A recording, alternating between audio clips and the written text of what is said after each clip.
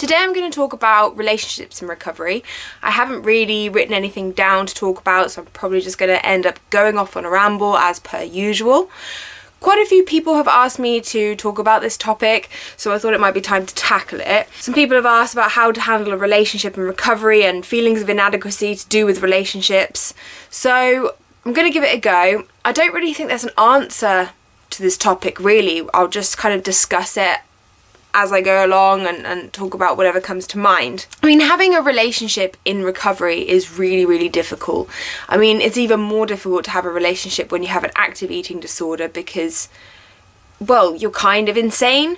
So it's very difficult for both people to have a healthy, functioning relationship with each other when somebody is kind of gone off the rails. I had a relationship through my worst period of time with my eating disorder and 6 months into recovery. I can talk about that a bit and how I dealt with it. When I was having an active eating disorder in a relationship, it was absolutely terrible. My eating disorder ruined our relationship. I mean, there's no point in me really going into detail, but I was completely insane and was experiencing emotions that didn't feel like they belonged to me. I was angry at him all the time. I was suicidal most of the time. I felt like it was nails down a chalkboard whenever he touched me, so like hugging, kissing, anything just felt terrible, and the relationship just kind of spiraled into the drain really. It was really, really difficult for me, but it was also amazingly difficult for him because he could just see me losing myself and didn't really know what to do about it and felt helpless and hopeless. So that's really, really tough. But obviously you then make the choice to recover and hopefully things start to improve with both yourself and your relationship. Now, a lot of people will have been in a relationship where their partner has gone through the whole process with them of being sick and then making the decision to recover and then starting to recover and hopefully, you know, progressing with that. And then some people might get new partners whilst they're in the recovery process. But either way, communication has to be key. That is the key part of a relationship, in any situation, is communication. So you really need to communicate how you feel, how the other person is making you feel, what's helpful for you, what's unhelpful for you, so they know what they're doing and how to help you and support you in your recovery. Somebody might just not understand your eating disorder whatsoever, so you may have to educate them. You might have to help them by sending them web links or giving them books to read or just explaining it yourself, either by talking to them or by writing it down if that's easier. I found that to explain to a few people, especially my dad, that writing was the most helpful because it gets the message across sometimes better than when I'm talking. You might find that writing it down is better or talking about it's better, but either way you must communicate with each other. And obviously the other side is also important, that your partner communicates how he or she feels about what's going on and what's difficult for them, and making sure that they have the support that they need as well, because actually supporting someone with an eating disorder is exhausting and very, very difficult. So it's really important that your partner gets the support that they need as well as you. So you both need to be supported, and then obviously supporting each other. There needs to be help for both of you because it's just such a difficult experience. However, it's obviously positive because you are moving towards more positive things whilst being in recovery. About feelings of inadequacy to do with relationships, someone said here that they don't feel that they deserve someone, or they don't have the perfect body, or they feel like their partner would be settling for them. Now, these are thoughts of, you know, insecurity, and I mean, they could also come from your eating disorder, or they may just come from low self-esteem, but they're not thoughts that are reality. They are thoughts within your own head about how you value your own worth, not about how someone else values your own worth. The thoughts that make you feel like you don't deserve someone, they are your own thoughts, and you, even though it's really, really difficult, you can't project that onto someone else, because how you feel about yourself is not how someone else feels about you. Everybody sees you completely differently to how you see yourself, and each of those people will see you totally differently as well. You have to remember that the thoughts that you have about yourself and the feelings you have about yourself are not what someone else has, and you have to really try and draw the line at not putting feelings into someone else's heart, because you can't do that. You can't put words in someone else's mouth, you can't put thoughts in someone else's head, and you can't put feelings in someone else's heart. That is totally their own experiences. Yours are different from theirs, so your experience of yourself is not the same as somebody else's experience of you. It's really, really difficult when you feel inadequate for someone and you don't feel like you deserve someone to actually feel like you do. But it's really, really important, again, to use logic and know that your own experiences are only your own, and seeing through your eyes is very different from someone seeing through their eyes. You really, really have to think about that. There's not really much I can say on feeling like you don't deserve someone, because what I just said is really all there is to it. It's all about you finding worth in yourself. And that's an important part of recovery in itself, is finding your identity, who you are, and being confident in that person. And I think that takes time. And I also think sometimes that comes with age as well. I, as a teenager, and I think most teenagers, just don't know who they are. They're exploring themselves, finding out who they are. And that can be like a really difficult time and just a real struggle when you're just not sure who you are and what you're really passionate about, and you're just trying to expand your knowledge and your personality, and you're just not really sure what's going on, especially with those hormones flying around, and you're just a bit confused about the world and yourself. And that can really have an impact on self-esteem when you're confused like that. So I think with age that really helps as well, to learn who you are and become more comfortable and confident in who you are and what makes you you, and your experience of the world and yourself and things like that. That's not to say that if you are younger you can't do that. I think it's just, I want to say that it's normal, and you don't have to berate yourself for not knowing who you are or feeling confused, and that's fine. I think it's just important to not let that affect how you feel about yourself, but just accept that you're still finding you, and that's actually an adventure in itself, is actually finding out who you are. So you can use that as a positive. Not feeling like you have the perfect body for someone. Again, this is about your own experiences with yourself. This is about how you feel about your body. And obviously if you're someone with an eating disorder, most of the time people don't feel great with their bodies. In fact, most people don't feel great with their bodies in life, and that's really sad, but that is the truth. If someone's with you, they're with you because they like you, and they're with you because they find you attractive. If you have a boyfriend or a girlfriend, then they're not going to be like, oh, you know what, I'm with this person but I don't find them attractive at all. That doesn't really happen. So if you're with someone, they're going to find your body attractive. They find you attractive. They find your personality attractive. They find everything about you attractive. Well, maybe not everything. I'm sure you have some flaws that they find annoying, and you find things about them annoying. But when it comes to your body, they're with you because they find you attractive and they love your body. And even if it changes, they still love you, so they will still love your body. People are beautiful all shapes, weights and sizes, and if someone is with you and they find you attractive now and they love you now, if you gain some weight, they're still going to love you and they're still going to find you attractive. You don't have to have a perfect body for someone to love you and find you attractive.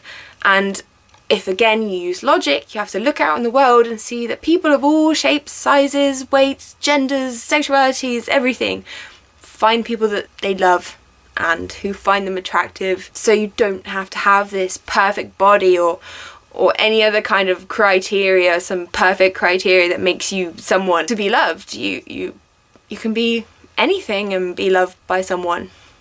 That's what's good about the world. Variety is great, and we all love different things and different people, and that's great. So you don't have to have the perfect body, and if you're feeling like you do, this is you thinking about your own body and how you feel about it, not how someone else does. So don't project your own insecurities and worries and fears onto someone else.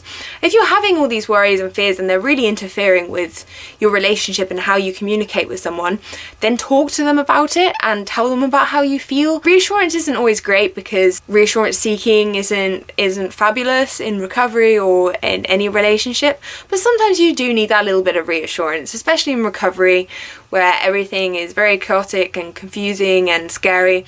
So, if you are really struggling with something and you need a bit of reassurance from your partner, just go and talk to them, and they will, I know, 99.999% of the time, reassure you that what you're thinking is not true and they don't feel that way. You know, don't make sure you don't always reassurance seek all the time, because that just kind of reinforces the anxieties. Then you have to keep seeking reassurance more and more, and it just reinforces it rather than helping it. But you know, if it's really overwhelming, then sometimes you do need a bit of reassurance, but just make sure it's healthy and not getting out of control and, you know, something that you're feeling like you have to do all the time. I mean, the thing is, it's really difficult when you're struggling so much, but you know, if you're getting better and better, then things will improve more and more.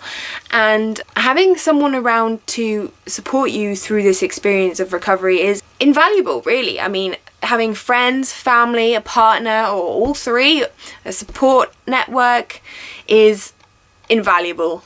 So invaluable. And obviously that can also include treatment teams and professionals and therapists as well. A partner can be really, really helpful as long as they are a healthy person with a positive outlook towards it all and a positive outlook on health and food and exercise. Because obviously if you're actually with someone who is negative about that kind of stuff, that's not going to help your recovery whatsoever. You need to evaluate whether the person you're with is helping you in your recovery or hindering you.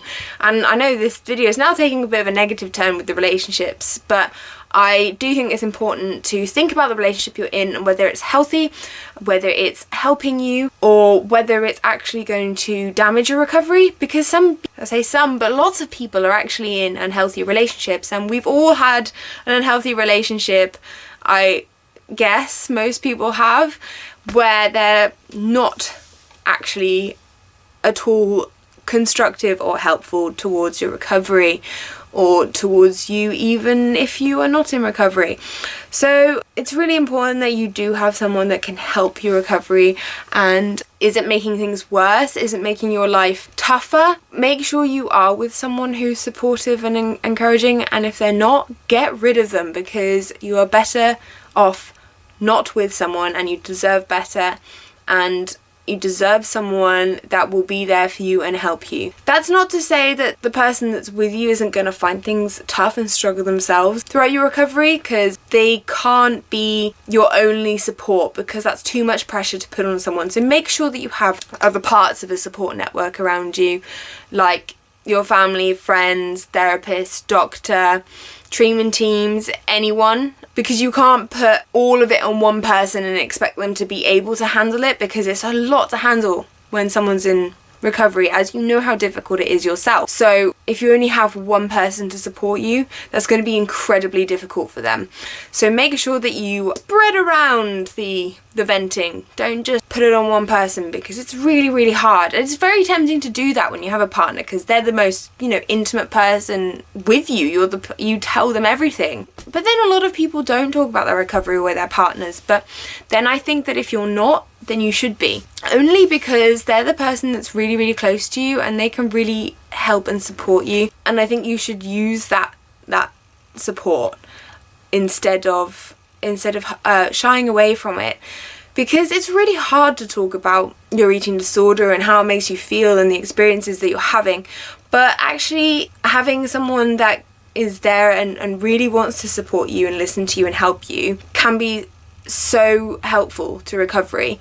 So I would say, again, communication. Just make sure you communicate, make sure you talk about things, make sure you're getting out what you need to say. So yeah, I guess really it's just all about communication. Really, the whole thing is about communication and making sure that you both have adequate support. So yeah, that is all I have time for and all my mind is bringing up right now. I'm sure there are many other things that I could say. Probably should have planned out this video, like I should probably plan all my videos, but I never do. If I do think of some more things, I will write it in the video description. But hopefully this has given you like some ideas from my own opinion about what is good for a relationship whilst you're in recovery. I hope everybody's doing well. This video is super long, so I apologise. I hope everyone's doing well. I'm really sorry I haven't made a video for so long. And I'm also really sorry about my hair, because I don't really know what's going on with it. I haven't straightened it today, so it's really thick at the bottom, but it's also like almost middle parting, which is pretty bad. But I had my hair up before I started making this video, and then I took it down and didn't do anything with it and just made the video. But yeah, I apologise for that middle parting. It's bad. I apologise for not making the video. I have kind of run out of a lot of topics, and I'm finding it more interesting to write at the moment on my website and write the bi-weekly articles that I'm doing. But, you know, I do like doing videos as well. I would really like for you to maybe think up some ideas for me to do videos on, because I've covered so many topics now and I am more into the writing at the moment. But it would be really helpful if you guys could come up with some things that you would like me to talk about, because I always want to make videos about what you want me to talk about. And yeah, I'm sure there's lots of different things that you'd all like to hear about, hopefully, maybe. So if you do have any suggestions, do leave them in the comments below, or you can message me on Tumblr or on my website, and yeah, I'll write them down on my list. I hope you are all enjoying your day. It's very sunny here, and yeah, I guess it's the last of the summer sun, even though I know it's technically autumn, but yeah. So I'm going to go and write my website article now, out in the sun in the garden. Keep going, keep moving forward, keep battling that eating disorder. You can do it, okay? I will speak to you guys later.